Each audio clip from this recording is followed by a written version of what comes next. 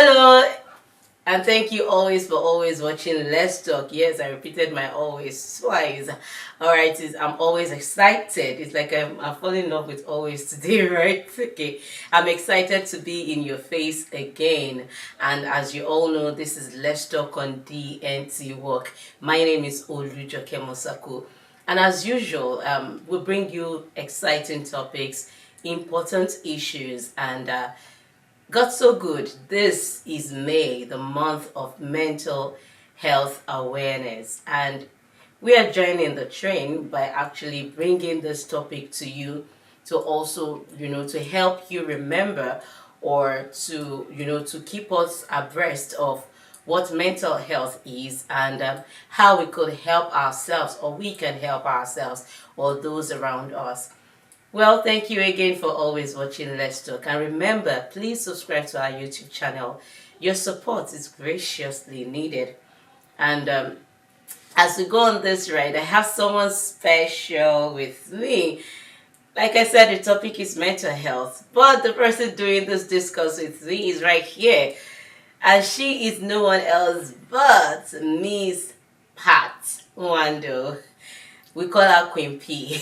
She is a registered nurse and she will be doing this discuss with me. Hope you enjoy your time with us this day.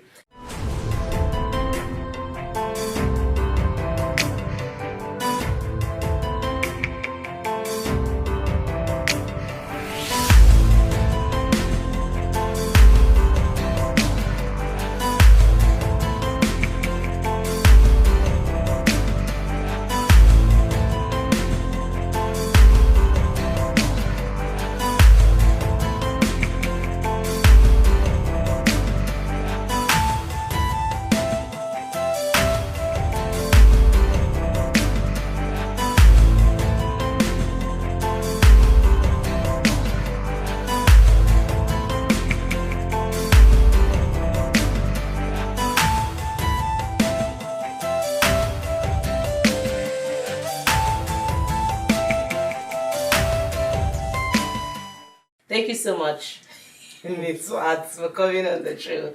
It's nice having you. You look good. Thank you for having me, and thank you. I'm so excited having you right by my side. My pleasure.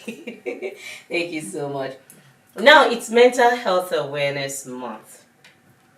And it's very important that we educate people on what mental health is. Of course, it's not a new thing. It's something that everybody, one way or the other, we all know what something about the mental state.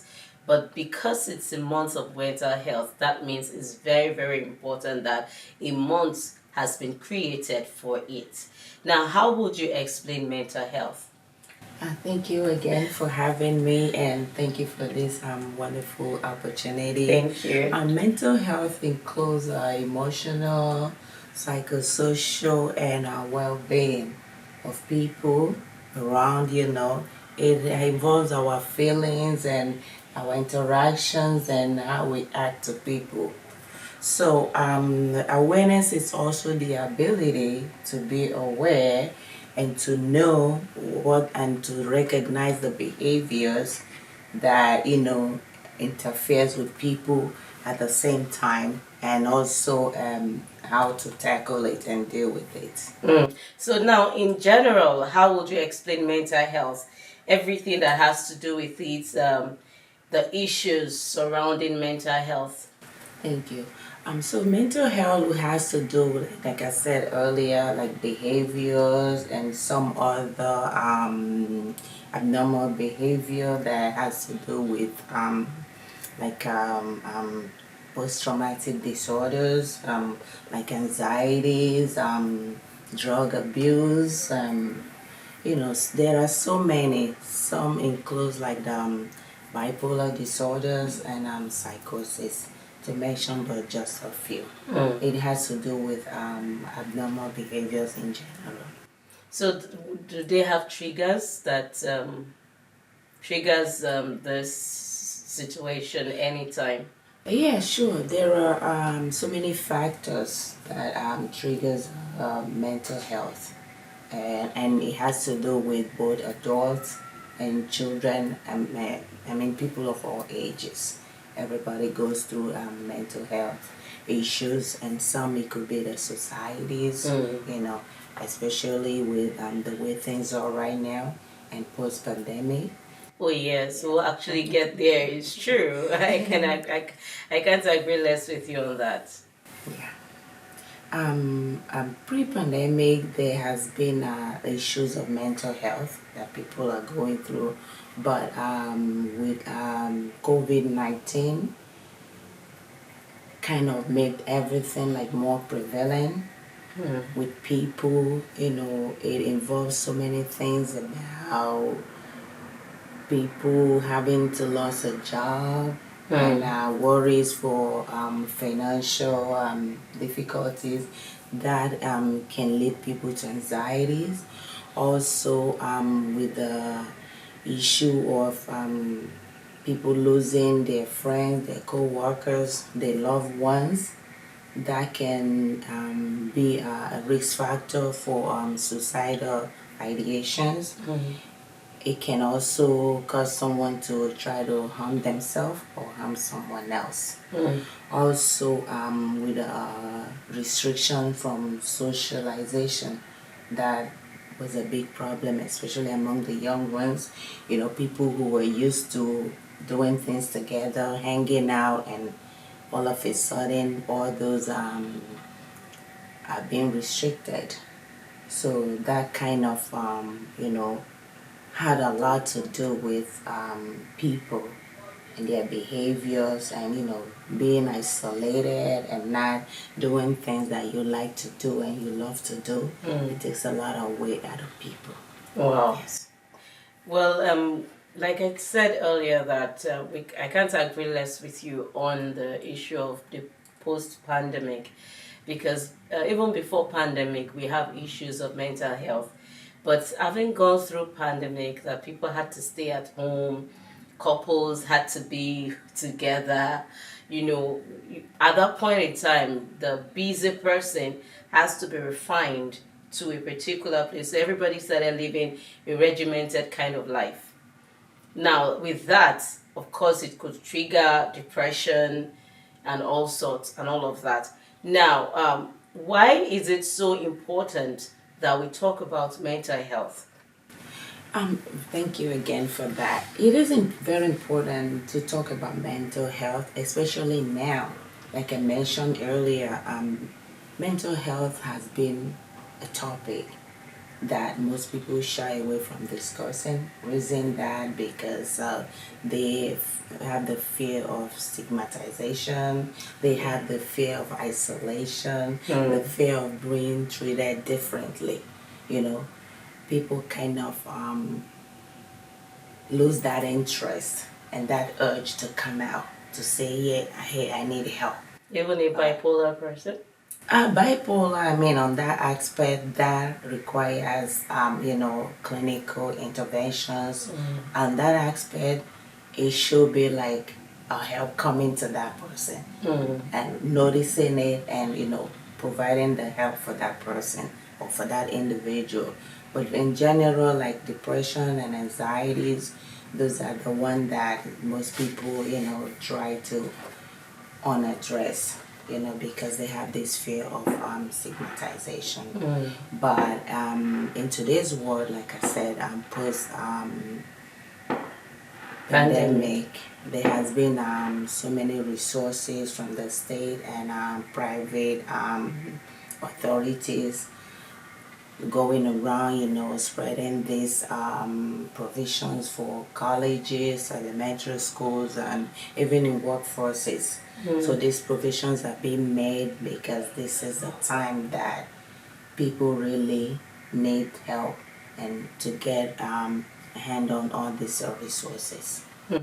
Yes, there is okay, things are happening, and I know that in this part of the world, anything that happened, before you know it, is being attributed to mental health. Is everything mental health? Everything is not really mental health. I mean, they can all tell me it also be a mental health.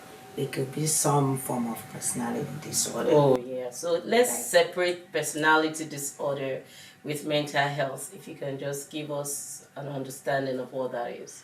okay, mental health has to be like I gave the definition earlier. It has to do with emotions and behaviors, Okay. and something triggers something to happen. But for the personality disorder, it could be something genetic. It could be something innate. It could be anything like out of developmental issues, or yeah, it could be anything. Oh, wow. That's really, really serious. Yeah, because everybody walks on the streets. You're right about it. Everyone takes train. And then you see someone who is well dressed. Nice shoes, nice dress, nice everything looking tight. And then the next thing, you're seeing a kind of behavior like action. I'm like, okay, what's going on right here? Now, well, it could also, where we came from, when we talk about mental health, is like someone who ran mad. And you could say, okay, maybe it's their village people that did them. But in another part of the world, mental health has shades. You understand? And it's beyond that one in particular. People do not really pay attention to it. Now, what are the symptoms that we get to see when someone is going through such thing? Some of the symptoms can be social isolations, talking in terms of depression. So when you see somebody who you know this person enjoys interest in what they do, all of a sudden there's some form of social withdrawal. Okay. So it's a sign of depression, anxiety. When someone probably have gone through some traumatic situations, they tend to panic. They tend to breathe faster than normal. They tend to worry over everything. So that could be a sign of anxiety. And then with like the one you mentioned about like the bipolar, that's a clinical diagnosis, I would say. Oh, really? Yeah. So that is not like anything. It's just, it can also be associated with personality disorder. Can we say that with the bipolar kind of person? Because when they are angry, angry. I mean, like clinically, there's a depression part one, and then two that leads into bipolar and depression altogether. So this individual can display multiple personality, happy this moment and sad the next moment. We feel this moment and the next moment they're raising, they're angry, they're acting. And can they kill someone? Well, that's it. Some people can cause harm to themselves or to other people. Wow. And there's another one that is called a manic behavior. That's also another part of disorder, personality disorder. And again, like I said, this requires a clinical. Wow, that's now this will take me to the access to medical services for access to mental health services. How swift and what are the or what would you say people should do to be able to, is it easily accessible? Can they easily get, like you talked about the bipolar, that's a clinical diagnosis and all of that. So what place or which is it, a psychiatric home or something like that you can actually go get medication or all of that? So there are several resources available for all kinds of mental health, personality disorders, and clinically diagnosed issues. Example with the bipolar disorder, one needs like a psychiatrist to access and diagnose and be placed on medications. And with the depressions, anxieties, those are also something that you could be able to tell. Like okay, this person is going through this. A lot of people in the society go through anxiety. A lot of people are on depression medication, but due to stigma, they refuse to come out. But with this awareness, is a provision to help people to come out and to seek for help.